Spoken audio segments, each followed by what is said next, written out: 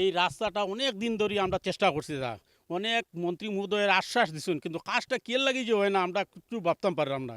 কেল লাগে যে অসম্পূর্ণ কাজটা থাকে এই রাস্তাটার লাগেও আমাদের খুব কষ্টর, বুঝছেন নি। গরু মোষ ছাগল থেকে দরিয়া মানুষের তো বিশেষ কষ্টর। এত কানে এই পল্লার পার বকরিয়র ইস্তাইরকান্দি থেকে যত ছাত্র আছে মানুষ আছে স্কুলে, এখানে গার্লস হায়ার সেকেন্ডারি আছে, স্কুলে যাইতে অসুবিধা হয়। বর্ষার দিন তারা স্কুলেও যাইতে পারে না, বুঝছেন। হ্যাঁ, তারপরে এইদিকে এই মানুষে একটা হসপিটাল লইয়া গেলে বিকল্প কোনো রাস্তা নাই। এদিকে দেখুন রেল লাইন, এদিকেও রেল লাইন, ওই এনডিটাই সম্বল এদিকের এত অঞ্চলের মানুষের।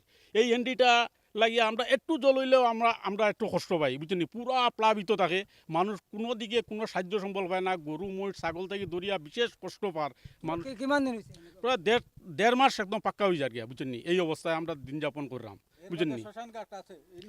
কোনো লোক আইছিল নাকি জেলা প্রশাসন? আজকে আমাদের এখানে মুন স্বর্ণকার দিদি তাই নাইসলা আইয়া একটা কিছুটা একটা রিলিফ দিয়া গেছেন তাইন। হ্যাঁ, আমরা তাদের অশেষ ধন্যবাদ দিয়ার। তারপরেও তাইন তো দেখিয়া গেছেন বর্তমান পরিস্থিতি।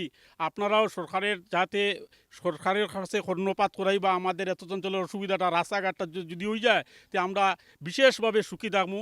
আর আমাদের কোনো দাবি নাই, খালি রাস্তাটা যদি আমরা সরকারের কর্ণপাত করাই আমরা যদি করিয়া দেন এত অঞ্চলের মানুষ পুরা উপকৃত হইব। এই যে স্থানত আমি আছো এইটো এটার প্রবেশ পথ ছিল নাকি? এখানে তো কোনো ধরনের কোনো প্রবেশপথ নাই। আমরা এখন যাতায়াত করলাম নৌকা ছাড়া আমাদের বিকল্প রাস্তা নাই। যা আগতে আসিল ছোটো ছোটো রাস্তা, তো এটা হাইট নাই তো, বুঝছেন নি। পুরা জলমগ্ন হয়ে যায় গিয়া, যার ফলে এই কষ্টটা আমাদের, বুঝছেন। তো 1.5-2 মাস থেকে আমরা এখানে জলের অসুবিধায় নানান এই গরু মহিষ মানুষ চলাচল করতে পারে না। কেরোর নৌকা আছে, কেরোর নাই, বুর লইয়া চলের ওই রকম কষ্ট করে। কোনো লোক আইছিল নাকি? হ্যাঁ, না কোনো লোক আসে